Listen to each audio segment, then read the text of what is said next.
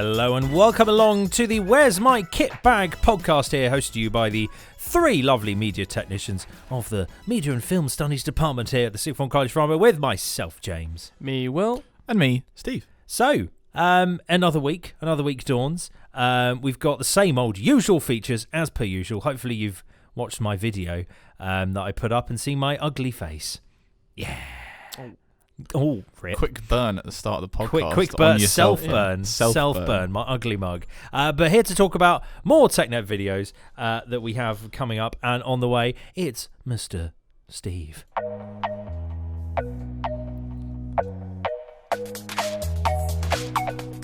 Hey guys, welcome back to this TechNet video. Oh, I'm joking. It's the podcast, Steve. It's the podcast. I like that. So, funny. New video this week is actually been our most successful launch of a video so far. It is only by Wednesday. far, isn't it? Yeah, only Wednesday by the time we're recording this. And James's animatic video is already soaring. I want to say whether it be by our own influence, but it is currently 999% up on view count from the last video, which is great. Damn. So if you Just want to, because I'm in it. Yeah. We found the ingredient. Chuck me in front of a camera where I do not belong. add a SpongeBob meme, and it makes the views. For those of you who have seen it, will understand. So no, basically, if you want to learn how to make an animatic, whether that be for a module or if you just fancy doing it in general, there's a video out for that now. Next week you can expect at least a chroma key video. That one I think is ready. But what we're going to try and do is we were in the process of filming a green screen video to kind of go hand in hand with it. So you might get a double bill this Monday, but stay tuned to find out. If not, you'll get a chroma key video. So for those who've already used or filmed a green screen, the technical side in post-production will be waiting for you on Monday. So that's that. That's the update on TechNet. I think what's been nice with the new animatic video is that people have been using it in class a lot already. Yeah. And there's been really good feedback. So very well done on that. It's a tough video to make. How long was it in the end? 13 minutes? I managed to get everything into 13 minutes. That's pretty impressive. And bear in mind that used to be like a whole lesson tutorial thing. Yeah. So I've taken an hour and a half down to 13 of basically, you can just pause me wherever you like. And then catch up to where you need to be. Nice. I make a Blue Peter reference. Obviously, for those of you who are too young, you won't probably know what Blue Peter is. That was a nice little comment. Quality vid. I like Quality that. vid. Yeah. Thank you, I'd Sam. agree with that I think statement. that was Sam. Shout out to Sam. Shout out to Sam. Thank you for telling us we had a quality vid. One good thing to actually update everyone on is I actually had a little chat with a student. I'm not going to name them because it's a bit irrelevant, but they basically said to me that they didn't know that the YouTube channel was a thing. And it was quite funny what she said to me. She goes, yeah, I only went on there to find out how to export something. And it was kind of, I took a double take. So I thought, well, we're not trying to be Casey Neistat. We don't want you to be there as soon as we upload. We are like there to... It's a resource. It's a resource. Yeah. So for those who are like checking them out, and each and every video will be beneficial in some way, shape or form. So even if you do check each and every one out, it's going to help you out. But for your peers around you, if you would do us a solid and just let them know that it is a resource to be there and will probably help you. And, you know, we're not trying to become daily vloggers. That would be great, because I feel like, maybe. Who knows, TechNet vlogs. Because I feel much that we're saying to subscribe and it's a bit of a joke and we're kind of putting a couple funny videos out there. We are doing it for educational purposes, so do let people that aren't informed about TechNet know what it's all about, because the people that aren't informed are coming to us for questions. Like just today, someone said, "How do I export a video?" And we all kind of looked at each other and said, "It's all on YouTube." So yeah, let your other classmates know. It'd be great, and make them subscribe. Thanks. Damn straight. Absolutely. So more videos on the way very soon. Coming up now, it's Will with some more tech news. Boom, and starting with that snapshot, we're going to go straight into a bit more camera news. Oh, that segue. Oh, yes. Nice. So, first one, I actually watched a video on this a couple of days ago by a great YouTuber who lives in the UK called Kai W. On the new Leica Q2. Now, unfortunately, I'm going to start off with the biggest fact about this camera is its price tag. And if you were playing a game of Top Trumps, this would take the cake. It's currently retailing for $5,000. Yeah, that's gonna be breaking the bank. What is it? A big film camera? Is it a red camera? Is it massive cinema camera? No, it's a compact camera. So just like the little ones you used to get with the little zoom out lenses. It's not quite the same as that, but it's the same sort of size. So very, very small, fits in the palm of your hand. However, they've kind of gone to town. So they originally had the Leica Q, and that was a same sort of concept, compact, exceptional quality. But this one, they're offering a full frame sensor with a 47.3 megapixel camera, so lots and lots of detail in the images. It's virtually waterproof, apparently. That's it. They're claiming it's weather sealed. Yeah, so which is great. Ooh. The video I watched, the KitBag took it to a sort of fun run, and it was tipping it down. Everyone was in their big jackets, and the camera got absolutely soaked, but images came out fine. Camera seemed to be up for the task, so definitely seems to be something that can survive the harsh climate. Splash and dust proof, I think they're claiming, which is really quite cool. interesting. It can shoot 4K video, and the images are obviously pretty outstanding. However, for this sort of money, probably could be invested into other bits of kit. But obviously, Leica, they're known for their build quality. They're known for their expensive price tag. So it's definitely going to be one that will have a unique market. I don't think they're expecting to sell it by the thousands against Canon or Nikon or anything like that, obviously. But it's quite a niche product and a big price tag. Quite an interesting proposition to the consumer market, really. It looks really nice. Like, aesthetically, it looks it's aesthetically so pleasing. clean. For something that's supposed to take photos of nice things, it itself is a very nice looking thing that I'd take photos of. It's nice. There you go. It's really clean. Really, really clean. Yeah. Well, we've got one. look. We've got one buyer. Steve might need to do a few more hours, I think, before we can acquire this piece of Fair kit. for you. Yeah, I think we all would. Mm. So that's a bit more news in the camera world. Also, again, we're kind of talking about the folding phones the other week. It seems like Motorola might be getting in on the game as well. And we've not heard from Motorola. Well, I've not heard from Motorola for quite a while. Nope. I myself used to work in Vodafone, so I'm quite I like keeping up to scratch on my phones and devices. I think it's pretty impressive now how it's almost a laptop sort of spec we're getting in mobile phones. And this looks really interesting. So I don't know if anybody here remembers the old Motorola Razrs, the old flip phones. I A, still have it, and B, still works. That's pretty impressive. Mine, Of them. I had one. I had the Did you have Razr 3, I think, the K3? V3. V3. No. The Razr V3 flip thing that had the little tiny screen on the front, and then you flipped it out. And Yeah, it it was had a little blue. M logo. Yeah. Back See, when but they used to mine sound was like sleek cars. black. Nice. Clunk.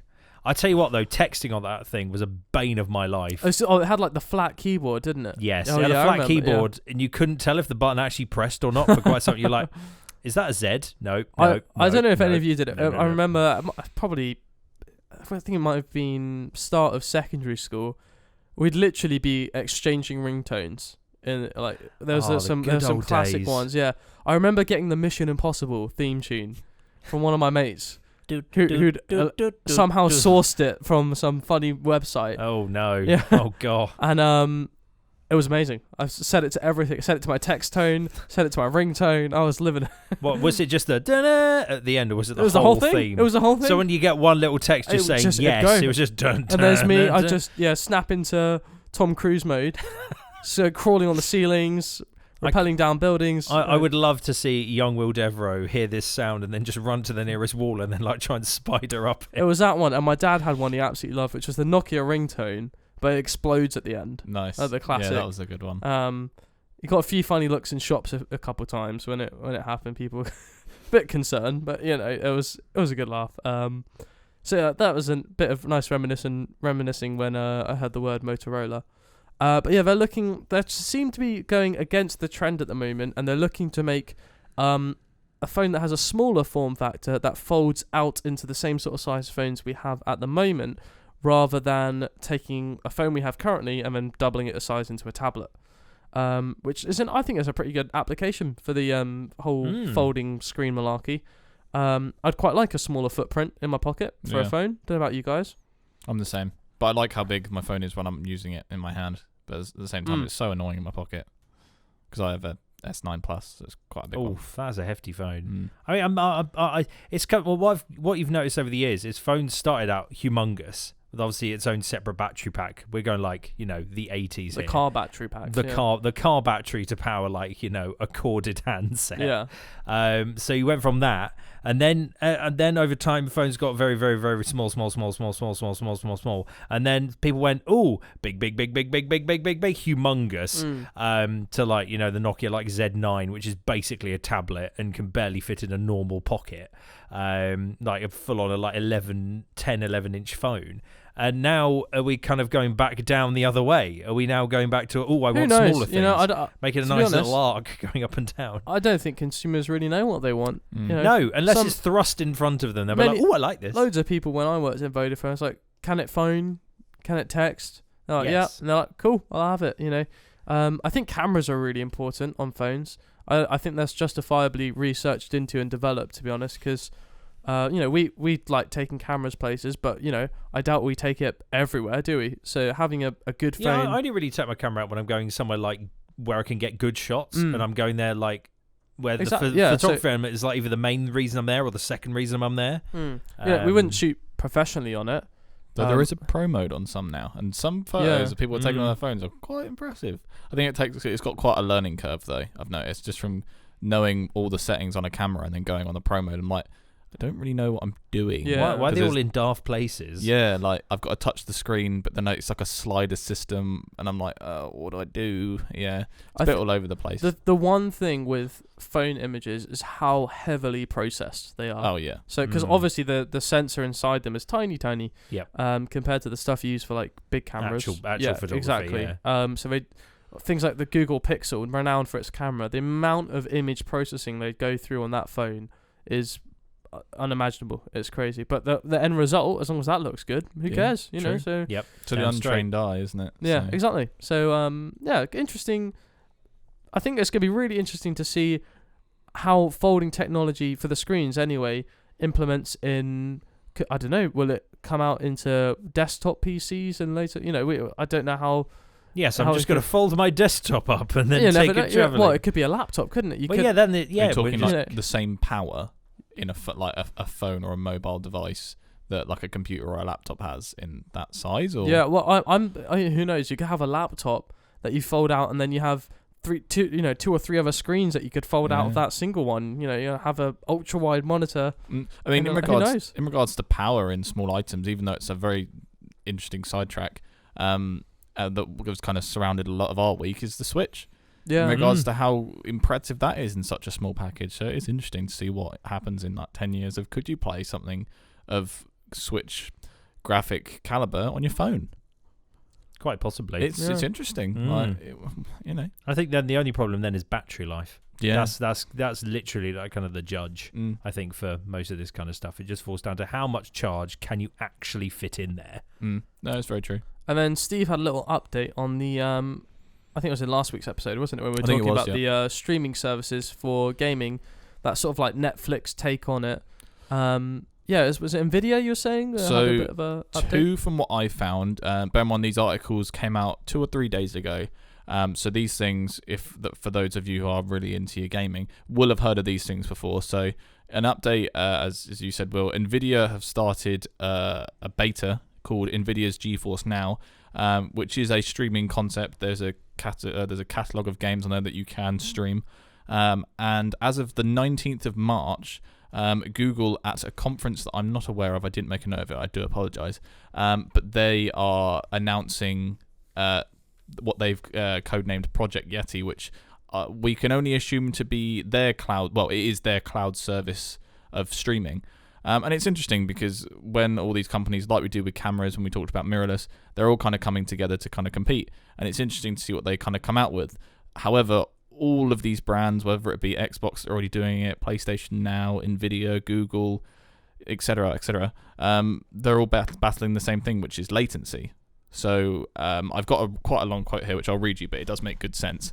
At present, on PlayStation Now and the GeForce Now beta, you press a button, that command code is transferred to the device connected to the net via Bluetooth in the Shield's case, adding even more latency to the process. Then it is transmitted online to a server center. The server recognizes the command and tells the game for the action to be performed, and then sends the encoded video of the game back to your device, it then in turn sends the video information to your TV or monitor. That sounds like a very long process. That does sound like a long process to what you're normally used to in terms of... to just a button command going through a wire and instant response. So they all have to battle this issue of internet. Obviously, we spoke about the 5G improvement, so if that internet speed could speed up, then fantastic. But as of right now, it seems like in the next... before 2019's out, I think there's going to be a huge catalogue of competing gaming streaming services, which me as a consumer, I'm like, yeah, I'd do it.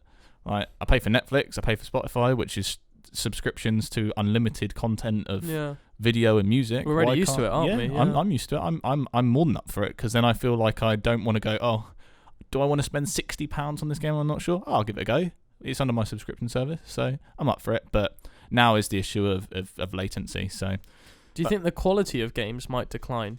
I don't know how much money companies make from these sort of streaming platforms. That was a big debate with Spotify, wasn't it? Yeah. Artists being underpaid.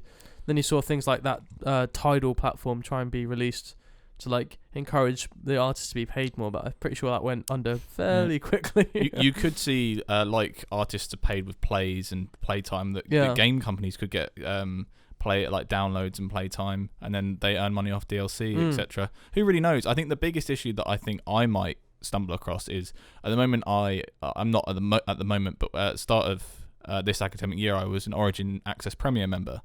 That's one service just for EA. What if then, and then I had the Xbox Game Pass for Forza Horizon in January, which I've cancelled now, but I'll subscribe if I want to play those games again. How many am I going to have to subscribe to is kind of my question now. Is all these competing markets, like I've got Amazon Prime as a family account with Netflix for my TV. Luckily that's all I need, but then there's Now TV. People are constantly competing, and that's kind of my worry is, am I going to be spending £50 a month on 5 different gaming streaming services? Who knows? Because you want like one for Steam, one for PlayStation, one for Nintendo. That's a good point, because things like TV channels, like Virgin, Sky and stuff like that, even though there's different services, you can still get those like priority channels or those on those different services for an extra fee. But if you were saying like with Origin, they're flat out, they're never going to put on another company's content on their pass, are they? So it's quite interesting in terms of like intellectual rights. And I think you're right. Unless someone kind of says to all these people, we need to turn this into one thing, I think you could be right. It might even go down that route. With it being a collaborative industry in regards to, I want to play these games and consume these games mostly with my friends. TV and music doesn't have that similar kind of element to it. It's going to be very difficult, because if say 2 of us in the room are subscribed to the Netflix of games and the other one is the Amazon of games, let's use those hypothetically, that's going to cause conflict, and how they deal with that is going to be really interesting. So yeah, that's the update. The 19th is not very far away, so I think that's between this podcast and the next. So yeah, as and when that gets announced, we'll maybe know a little bit more. Maybe Google might let us know how they're going to tackle this issue, but yeah, we'll see. Really interesting. Well, that just about wraps up the tech news for this week. Yeah, pretty much. So next up, it is the mighty Film of the Week. And we have a sad announcement to make. Oh boy. None of us. Pardon the pun. None of us watched the film. Yeah, unfortunately, all of us were far too busy, so we couldn't actually watch Old Boy from 2003, not the modern version. Sorry. I really wanted to watch it, to be fair. I mean, I can only put my hands up. I had every opportunity to watch it Sunday and Tuesday, but I've been watching Ricky Gervais's Afterlife on Netflix, insert plug, and I completely forgot. Is this our excuse hour now? No. Well, what excuses? Will, did a dog eat the DVD? Well, I mean, in terms of things we've been watching, I've been watching that F1 documentary on Netflix, and that has got me gripped. I can very much recommend, as a massive F1 fan. Yes, it goes so behind the scenes to a sport I really like, and obviously Bale's a big fan of as well. Oh, liking is not big enough. there's a lot of content in there that you would never ever get any other way. So they've done really well to get to get the rights to do it, but there's so many moments in there where they're recording the drivers or the crew, and there's no other media around. Interesting. And in F1, that is, I mean, I've It's like unprecedented. Really, I'm interested isn't to it? check it out. To be fair. It's top of Netflix every time I've gone on all weekend. But to be honest, I didn't really know. What I think it was even about. if you don't know anything about the sport, it's really enjoyable because They it turn teaches into more you of a story, about the sport as well. So Yeah. Fortunately, I've been around it. Well, my cousin works for Mercedes, so Oh, nice. he works in the pit crew for Mercedes. Why have you not? Why have you only just mentioned this to me now, Steve? Because I don't know. Get me free tickets. Come on. Because I can't I want even a get paddock free pass. tickets. Steve, this is your task now. I want a paddock pass. That's what I want. A Mercedes paddock pass so I can walk up to Lewis Hamilton and go, I'm not a fan of you. Put a Ferrari hat on and walk away. Nice. I don't think that gets invited back. No. But no. He's been so busy. We haven't spoke for quite a while. Well, good few months. Let's say that. Oh man. So how he's doing very well. He works in the pit crew there. I'm just going to say, Steve, my birthday is later this year. Well, I need to go first. Just go. Why don't we both go together? Let's go as a three. Live Technician podcast. road trip. Oh my! Right. My dream life would be to broadcast full F1 coverage for the races, like forevermore. If I ever get an opportunity to get a job, I will stop anything I'm doing to do that job. That'd be cool. But yeah, to get that job, I would have to basically like change my entire career. Yeah.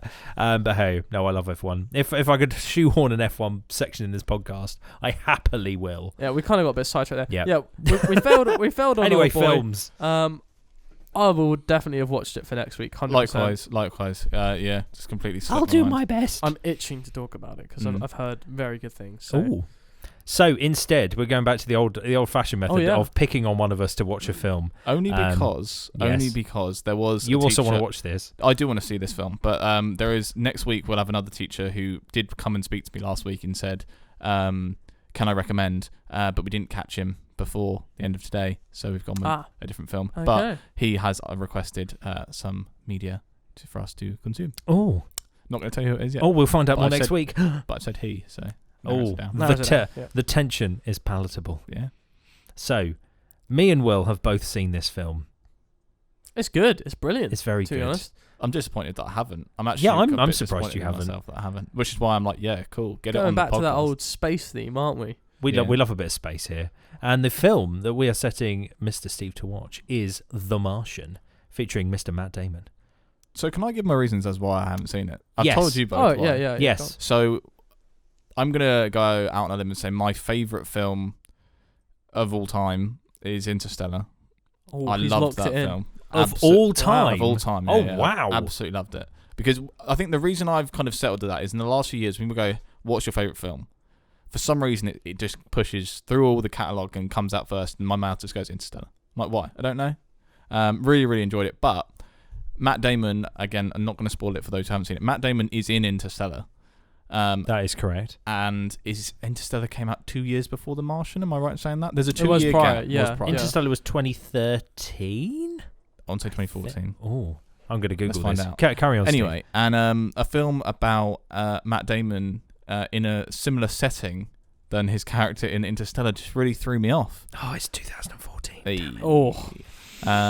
If But it's not your when? favourite film, you've got to know the year. Yeah. I was November. I wasn't even He was close. He was just testing you. That was I all. mean, if it was January 14, I'd be like, yeah, come on. To be Yeah. fair, I'll give my due. The reason I remember it is because I was 2 months into my first year at uni. I went to see it with all my new friends, and we came back and we just sat in the kitchen in silence for a little while. It's really weird. Ooh. Very, very weird. 'Cause obviously, it's a very deep film. Interstellar. Anyway, not the point. Matt Damon's characters, in my opinion, based on the trailer, because I haven't seen The Martian, overlapped in what they were doing. Again, no spoilers for Interstellar or The Martian. If I spoil anything, I don't know. So I kind of... It was like almost I knew who he was as a type of a character, which I know is completely false and a horrible way to look at it, but I just think maybe the casting, I don't know if I'm the only person who thinks this, but maybe the casting is kind of made me go, oh, well, I've seen him in that kind of style of role in a film only a couple of years back, so I'm not rushing out to see it. He got typecasted as space dude on a planet. Yeah. Space dude. But you've got me intrigued from its nomination. Oh yeah, so it actually won best. I think it was best actor in a comedy for a Golden Globe. Which got me interested. And there was quite such an uproar. I remember when this happened. Everyone was it was like What? he actually won the category, and not because of that. They actually kind of revamped that whole category to exclude that sort of thing from happening again, because there was a massive uproar, but they couldn't take it off him. Yeah, don't get me wrong. I know it's not a comedy, Yeah. but I'm now curious as to watch it with that in the back of my mind, as to maybe look for why. Because obviously, I wouldn't say it was funny. I'd say it's more sarcastic humor. But that can be right up people's street. It's right up my alley. I do quite like The Martian. I laughed a lot, to be honest.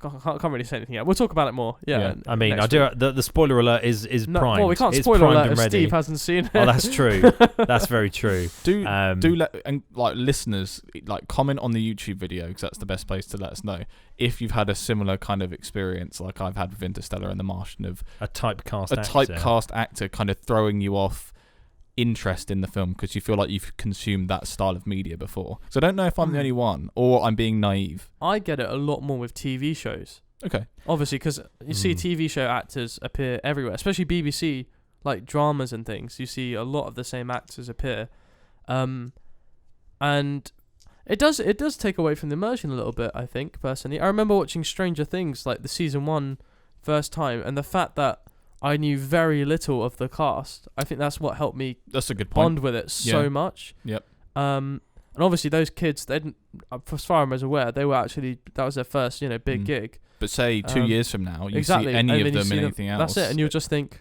Stranger. It's like the Daniel Radcliffe phenomenon. That's what I'm going to call it. Cause I can contrast with that, because Daniel Radcliffe is interesting because he played Harry Potter, but then Woman in Black, is nothing to do with the wizarding world. I think that's where the parallel was slightly different, because I completely understand everyone, the silly thing about that film, slight sidetrack again, is I watched it in the cinema, the first Woman in Black, and people kept ruining it because during tense scenes where it was him and Daniel Radcliffe, you know what I'm going to say, don't you?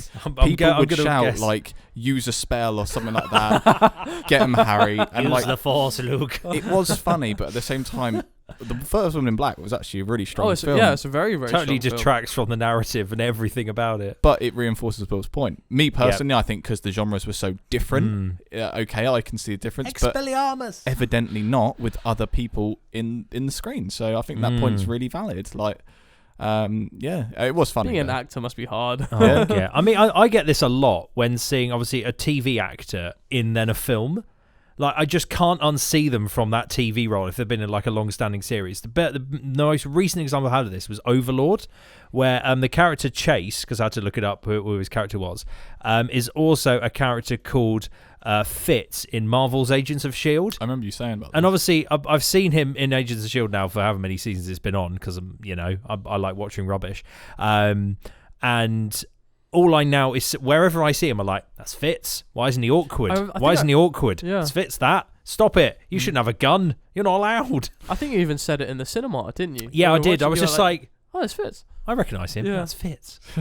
But yeah, it's that where it just kind of throws you back a minute. And you're just like, oh, I'm in a cinema watching a different film. Why are you there? But yeah, that kind of really throws me off. I guess it's the actor's job to make us believe they're a different character, isn't it? And and I think on the majority, most of them do a really good job of that. So yeah, props to actors out there. Well done, actors and actresses. Keep on acting. Keep on acting. I could just see the song "Keep on Rolling" playing underneath that. But yeah, so Steve, your challenge next week: The Martian. Sweet. Everyone's challenge: Old Boy, the 2003 version, not the more recent one. We will get it done, and then next week we'll find out what the mystery staff member has given us. Lovely. As the film. Yeah, I'm looking forward to that. All sounds exciting. Anyway, last thing to finish off the podcast, because I still don't have a sound for it, so I'm just going to talk instead. Woo. I will make a sound when I find time. All right, Will, go. Tune of the week. Dum. Nice. Beautiful. I think you should add some auto-tune to that. Take that snippet. And then, I don't know if I've got an auto-tuner. I can see if I can find one. Oh, have a bit of fun with what have I done? This will be great fun. Anyway, so Tune of the Week is where I basically pick a song that I like the sound of and I think you might like too. Steve, has it made your playlist? Not yet. Only because you sent this like yesterday. And you went, is this good enough for the podcast? We played it in college. Yeah. So no, but I do like the song and it will be going on. So I've still got 100% Steve Likewise, Kell 100%, playlist hit yes. rate. Yeah, you're all good on that front. This is all I need. So the track is by an artist called Virtual Self, and the song is Ghost Voices, but in particular, it is the Lane 8 remix. So Lane 8 is an amazing DJ producing talent. He mainly deals with kind of like prog house, trancey stuff. As you can tell, a bit of a theme for some of the previous songs of the week. It's really good, really chilled, really mellow. Some lovely beat progressions in there. It's just one of those things where you just kind of like bob your head along to it. You're like, yeah, this is good. Good music to work to, sort of thing. Like, I mean, trance is the only thing I can mark to. I've discovered this in my trials of teaching. You get like a little bobbing rhythm of ticks as you go along, like bam, bam, bam. Yeah, honestly, pretty much. I mean, maybe I should have a feature going, Bale's teacher tips. Do your work, kids. Which is pretty much, the main thing. But yeah, no, honestly, trance is the only thing I can work to these days because it's got a lovely constant beat, and it literally is the only thing I can like. Because it becomes almost like a metronome in the background, so to kind of keep me on pace, keep me on time, so I don't get like distracted. Because if you're like listening to your favorite bands, you tend to like start singing along, and then when you're writing like a comment, you start writing what you're singing, and then you're like, oh god, I'm just writing the lyrics. I'm just writing the lyrics to Clocks now. Oh god, what's going on? So yeah, I mean, some great recommendations. Armin van Buuren's podcast he does on a Thursday. Do recommend that, as well as Above and Beyond's. Very good. Group Therapy and A State of Trance. Very nice. Do recommend. Either way, you can also subscribe to the Where's My KitBag playlist. See what I did there? Terrible name. On Spotify, which is basically the accumulation of all the previous tracks of the week. So if you want to listen to them all back, you can listen to them all in one place. So I don't know what you do on Spotify. What do you do? Like a playlist? I think you follow it. Follow it. Yeah. Follow our playlist because I'll update it pretty much every week. And if I get bored, I'll chuck some extra things in there for fun to kind of pad it out. And then I'll put it on social media if you do that. Yeah. What's our social media, Steve? At F6 Media Film on Twitter and Instagram, or just TechNet on YouTube. So, yeah. Bazinga. I did try earlier. I got a student to type in just the word TechNet, and it came up. We were the first hit on YouTube. We're getting there. Otherwise, if you type TechNet space college, we're definitely the first hit you'll ever come up with. But yeah, like, subscribe, ring bells, whatever people do these days. I don't know. YouTube It will help you in your studies. Damn straight. That's not clickbait, I promise.